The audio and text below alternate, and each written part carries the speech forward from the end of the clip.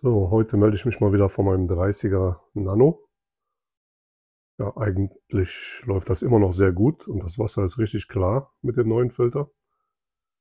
Aber eine Sache geht irgendwie nicht weg.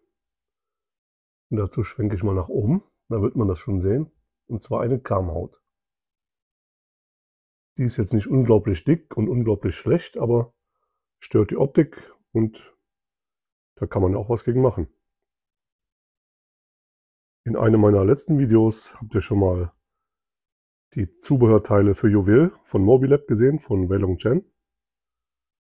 Und im Juwel-Forum hat er mal vor ein paar Wochen gefragt, ob man so Anregungen hätte, was man sonst noch machen könnte. Und da habe ich gesagt, ja, ich habe noch einen 30er Cube mit einem Pumpenkopf vom Aquail Pad Mini. Und das wäre nicht schlecht, wenn ich dafür auch einen Skimmer hätte. Ja. Da habe ich mich noch ein bisschen online mit dem ausgetauscht, was man machen kann und was alles nötig wäre. Und da hat er mir ein Paket geschickt und da zeige ich euch jetzt mal, was da drin ist. So, das ist alles im Paket drin gewesen, was der Wei Long mir geschickt hat. Da hatten wir eine Lilypipe, um den Wasserstrom, der da rauskommt, ein bisschen zu bändigen, ein bisschen zu zügeln, dass der nicht zu kraftvoll ist. Also kommt eine weiche Strömung raus. Dann haben wir hier den Skimmer in der Standardhöhe, weil ich nicht wusste, wie hoch der Abstand zwischen Filterauslauf und Wasseroberfläche ist. Hat er extra für mich hier noch eine kürzere Version gemacht und mitgeschickt. Dann, ja, eigentlich müssen wir das jetzt zuerst machen. Das ist das T-Stück, wo hier diese zwei Röhrchen und die Skimmer dann draufkommen. Und ja, für verschiedene Wasserhöhen halt ein kurzes und ein langes Röhrchen. Und ganz wichtig, am Aquail Pad Mini ist da oben an der Einstellschraube ein Anschluss für einen Luftschlauch. Und da kann man Sauerstoff ins Becken einlassen. Das möchte ich nicht. Und deswegen hat der Wählung hier noch, Kamera stellt scharf. So, da hat er hier noch diese diese Verschlusskappe dafür entworfen. Und ich hoffe, dass die auch ihr Versprechen hält und das Ding gut verschließt. Ja, da werde ich das jetzt mal anschließen und euch dann zeigen, ob und wie es funktioniert. Ja, Entschuldigung, wenn vielleicht die Lichtqualität nicht so stimmt. Ich habe jetzt keine extra Beleuchtung angemacht. Also hier ist dieser Anschluss, wo man eigentlich einen Schlauch drauf macht, damit man da Sauerstoff ins Becken einlassen kann. Und dann gucken wir mal. Oh, die sitzt sogar sehr fest und zack, haben wir das verschlossen. Da haben dann auch keine Garnelen mehr ein Problem, wenn die über das Loch spazieren. Wunderbar. Als nächstes wäre dann das T-Stück dran, das man dann hier aufschiebt.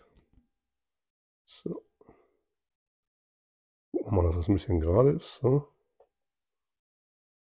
So. Gucken wir gleich mal. Dann haben wir das. Und für eine angenehme Strömung tun wir dann hier noch die Lilypipe dran. So, sieht das schon mal schön aus. Und dann würde ich sagen, probieren wir das Ganze mal mit dem langen Röhrchen. So, das muss so rum, damit die Strömung einen Sog erzeugt. Dann so aus. Und da drauf werden wir dann gleich mal sehen, ob der kurze oder der große drauf gehen. Und da drauf kommt dann der Skimmer. Das werde ich jetzt dann mal einsetzen und ausrichten. Und jetzt seht euch das mal an. Ich habe übrigens den kurzen Skimmer-Aufsatz genommen. Und der Filter ist ordentlich gedrosselt. Hatte ich sowieso gedrosselt, aber der muss auch gedrosselt sein, weil der Skimmer sonst Luft zieht. Seht euch mal an, wie sich das dreht. Also Wahnsinn. Mit welcher Geschwindigkeit. Und so wird natürlich die Kamhaut aufgerissen und hoffentlich dann auch beseitigt. Das werden wir dann im weiteren Test mal sehen. Und nach ein paar Minuten Laufzeit habe ich mich dann doch entschieden, den großen Skimmer dran zu machen. Da muss ich dann nur halt den Wasserspiegel im Auge behalten, weil wenn der zu niedrig wird, dann zieht der Skimmer halt Luft. Wie man sieht, dreht sich das genauso schnell. Und ich musste den Skimmer noch etwas drosseln. Also scheint der lange wohl effektiver zu sein. Und der kurze, der schlug halt ein bisschen hin und her, weil er zu locker saß.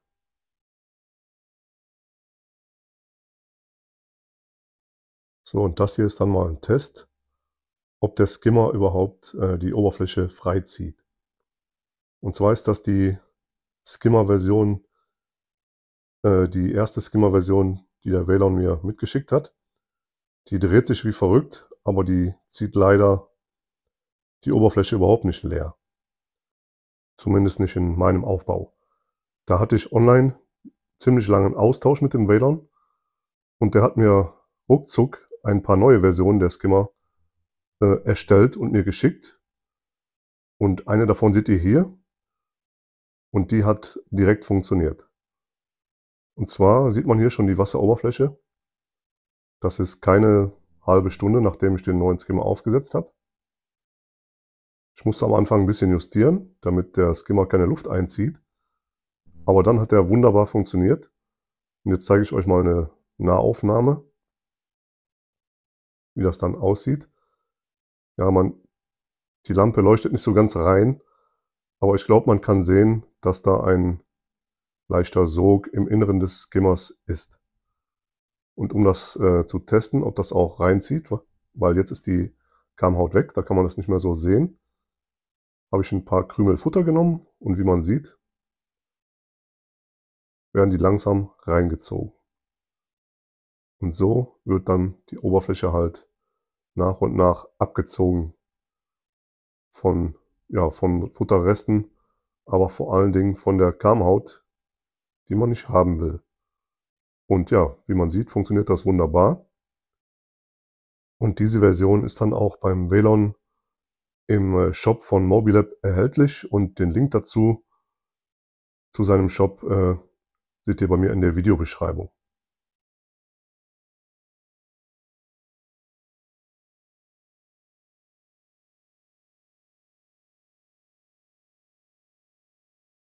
Ja, und hier sieht man das Ganze dann nochmal bei der Arbeit und wie effektiv das ist.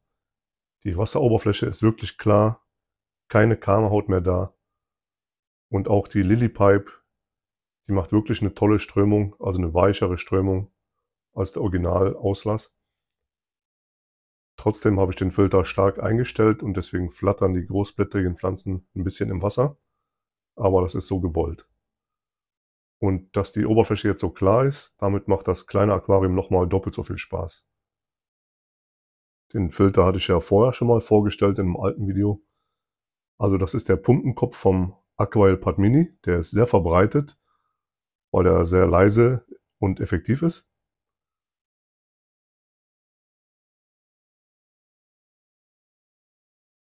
Den Filter an sich hatte ich ja schon mal im älteren Video vorgestellt.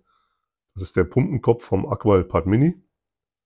Aber der Schwamm ist nicht original, der ist von Garnelentom so bestellt als Bundle. Ja, ich weiß, dass sehr viele Leute den Aquael Pad Mini in kleinen Aquarien benutzen, weil er sehr leise und effektiv ist. Und dieser Skimmer jetzt von Mobilab, der ist da wirklich ein ganz tolles Zubehör, den ich nur uneingeschränkt empfehlen kann. Wie man sieht, der Schwamm wird abgeweidet von den Garnelen und ist wunderbar. Ja, in der Videobeschreibung, wie ihr da schon zu lesen könnt, da ist ein Link direkt zum Skimmer. Und ja, damit verabschiede ich mich mit den Worten, wie immer, macht's gut und bis zum nächsten Video.